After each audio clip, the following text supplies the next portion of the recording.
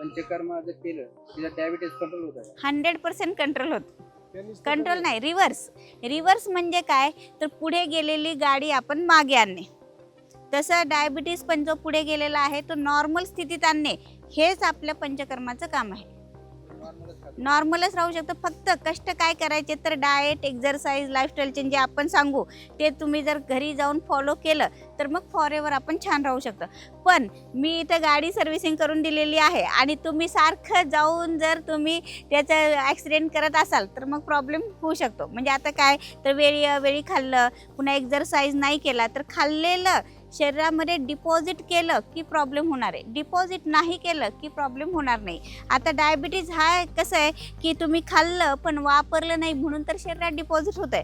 म्हणून व्यायाम महत्त्वाचा आहे, पथ्य महत्त्वाचे आहेत, वेळेवर खाणं महत्त्वाचं आहे. हे सगळं जर तुम्ही फॉरएव्हर चालू ठेवलं तर पुन्हा शुगरकडे बघायची गरज नाही.